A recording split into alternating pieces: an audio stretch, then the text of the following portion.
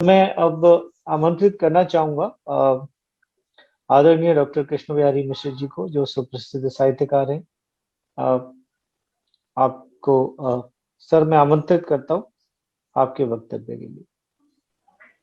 क्षमा हो अधिक बंधुओं और सज्जनों, आज की तिथि पर यह गोष्ठी का आयोजन कितना महत्वपूर्ण है, इस ओर हरवंश जी ने संकेत किया।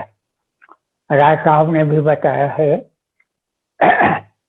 मूल प्रेरक प्रभात ओझा हैं, जिनके विवेक को ये बात कुछ दिन पहले ही सूझ गई थी कि नई पीढ़ी अपने इतिहास के उज्ज्वल अध्याय से अपरिचित होती जा रही है। उसे परिचित कराना, उसे बोध कराना कि कहाँ हम पैदा हुए हैं, हमारे पुरखे क्या थे, क्या बलिदान और क्या त्याग किया है उन्होंने, जो आज हम भोग रहे हैं उसकी जड़ में कौन है, ये बताना निहायत आवश्यक है। ये जो विवेक प्रभात ओझा जी के भीतर जगह, उसका सुपरिणाम आज दिखाई पड़ रहा है। मित्रों, मेरे बोलने के पहले मेरा सौभाग्य है कि बहुत मूल्यवान और बड़े महत्वपूर्ण लोगों के वक्तव्य मुझे सुनने को मिले। अभी जो चर्चा कर रहे थे मेरे परमात्मीय बंधु पंडित अच्युतानंद जी, उन्होंने एक बहुत महत्वपूर्ण बात कही कि इस ज्योति धारा को आगे कैसे बढ़ाया जाए, कैसे समृद्ध किया जाए, ये मूल्यवान चीज है। क्योंकि नई पीढ़ी भूलती जा रही है, उज्ज्वल पक्ष को स्मरण नहीं कर पा रही है, और इसका दुष्परिणाम बहुत स्वाभाविक है कि जब हम अपने संघर्ष को भूल जाते हैं, अपने पूर्व पुरुषों के संघर्ष को भूल जाते हैं, तो हम खुद तमस में डूब जाते हैं। तमस खाता है क्रिएटिविटी को, हमारी रचनात्मकता को। ध्यान दीजिए, बलिया के बारे में बड़ी बातें कही गई। इतिहास इस बात को स्वीकार करता है कि बलिया एक ऐसा जनपद है भारतवर्ष का जो प्रतिभा और पौरुष दोनों ही दृष्टियों से भारत का अद्वितीय जनपद है। एक पक्ष पर जब आप विचार करेंगे, राजनेताओं पर विचार कीजिए। पंडित रामदहन ओझा जैसे व्यक्ति को जब ध्यान में आप लाते हैं, तो बहुत बड़ी बड़ी हस्तियां उनके सामने दिखाई खड़ी पड़ती हैं, और लगता है कि न केवल गांधी जी बल्कि गांधी जी की कोट से अनेक लोगों से उन्होंने रोशनी ग्रहण की थी, अपने जनपद से ग्रहण की थी, अपनी मिट्टी से ग्रहण की थी। अजीब स्थिति ये थी कि हर वक्त वो साम्राज्यशाही से देश को मुक्त करने के लिए बेचैन और व्याकुल रहते थे। जैसा राय साहब ने कहा कि मौत स्वीकार है, लेकिन समझौते पर हस्ताक्षर करना स्वीकार नहीं। ये व्रत था, ये हमारी आदि प्रतिज्ञा थी, हमारे सोच का ये कोण था। तो 42 के बाद कही गई, आप सब जानते हैं, अधीत व्यक्ति हैं।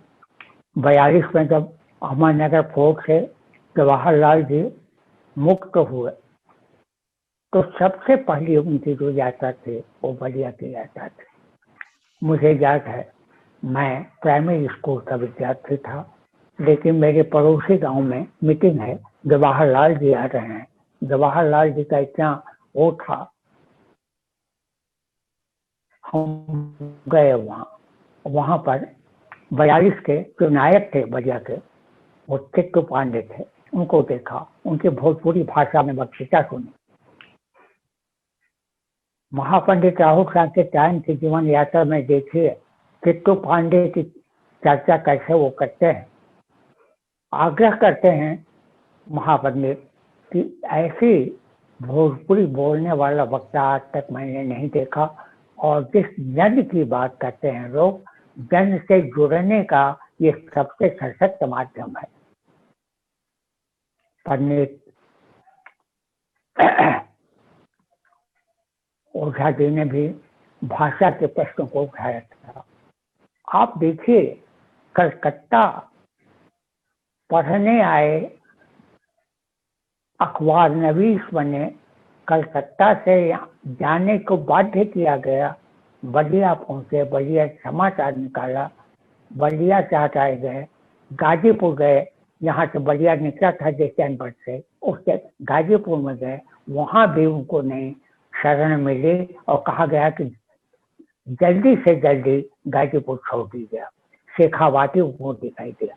मैंने कलकत्ता से शेखावाटी तक के सोचों को जोड़ने का काम और हर जगह जागृति पैदा करने की बात, बड़े प्रेम से उन्होंने मेरी पुस्तक का जिक्र किया, बिहार का जंगल। वो किताब ही है, देखते हैं हरबंस जी को हमसे जोड़ा। कलकत्ता जब वो आए मुंबई से, तो मुझे पहुंचते खाते पहुंचे मेरी कुटिया में, उनसे बड़ा प्रीत संबंध हुआ। मैंने उनसे पूछा था, महत्वपूर्ण बात पूछी। वो गए थे विदेश, ये रंगून। हमने कहा हनुमान जी मांडेले जेल गए थे आप? तो उन्होंने कहा हाँ मांडेले में गए। तो उनको मैंने कुछ बातें बताई। लोकमान्य तिलक के बारे में। लोकमान्य तिलक आप जानते हैं, लोकमान्य तिलक लाला लाजपत राय, सुभाष बोस को जो सबसे कड़ी सजा जिसको ब्रिटिश गवर्नमेंट देती थी, उसे मांडले जेल भेजती थी। मैं स्मोलर के अनुरोध पर यूरोप के बड़े बड़े जो बौद्धिक थे उनसे हस्ताक्षर करा करके अपील किया था उन्होंने विश्वविद्यालय से, ये ऐसे मनीषी को आपने कैद करके वहां रखा है, उनसे ग्रंथ लिखवाइए।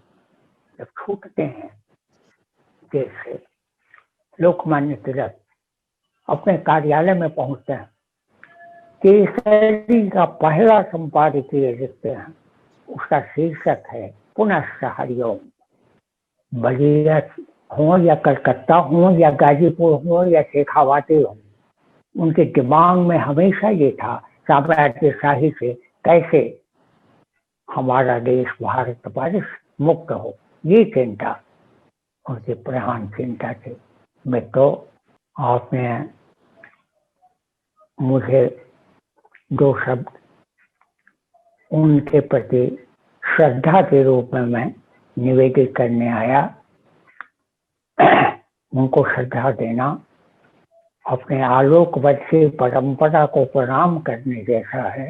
ये ऋषियों की भूमि है, जो चंद्रशेखर जी ने समझाया था उनको कि बागी बलिया का अर्थ बताया राय साहब ने, उसका एक दूसरा अर्थ भी निकल सकता है, लेकिन वो अप्रासंगिक होगा।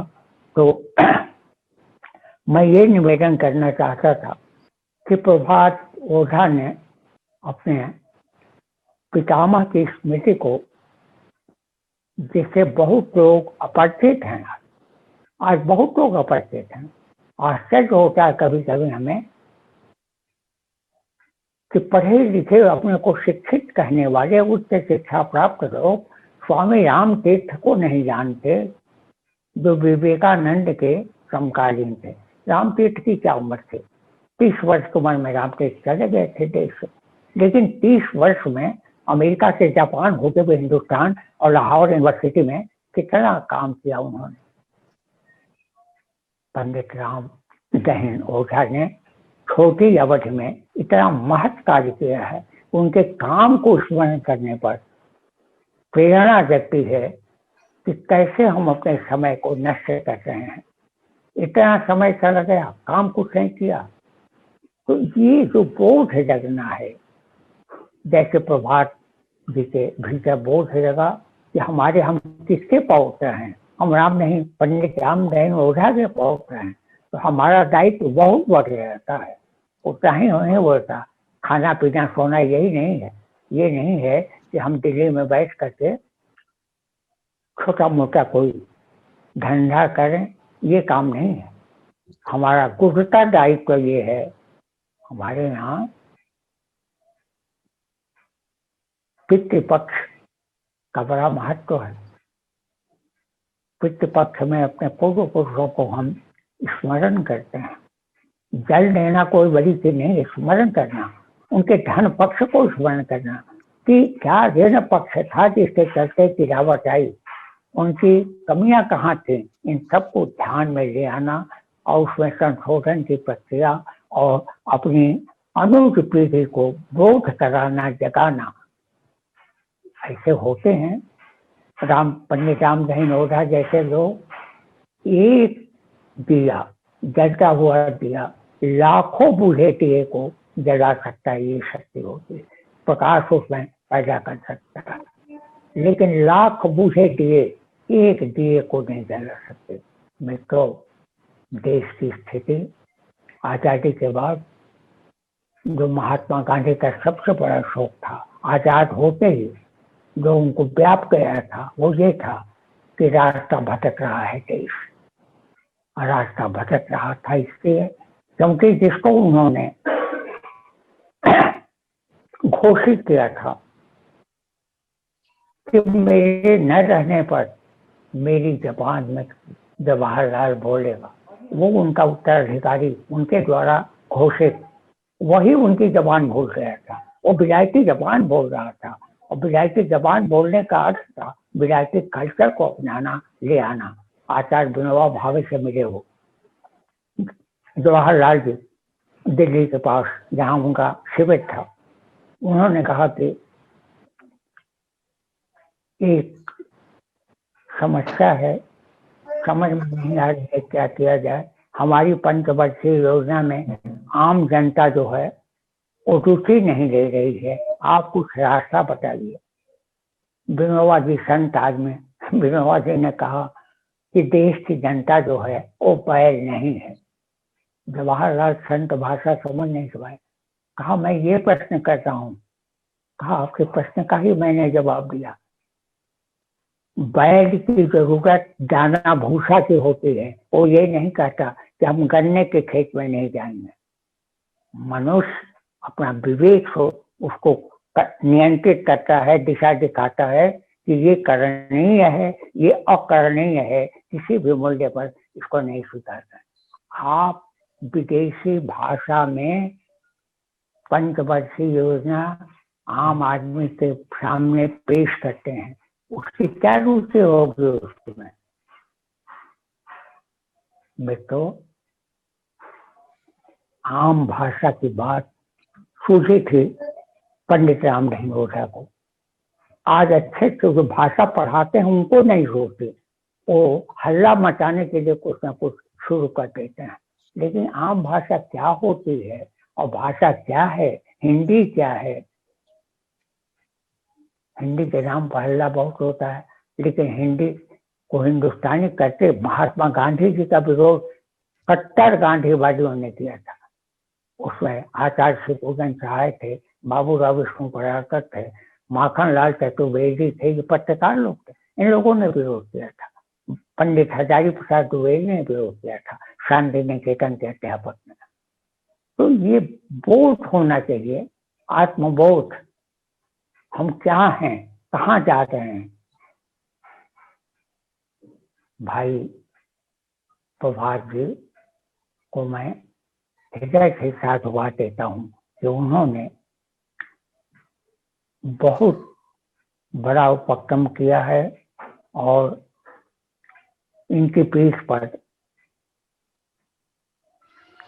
श्रद्धेय राम बहादुर राय जी का हाथ है।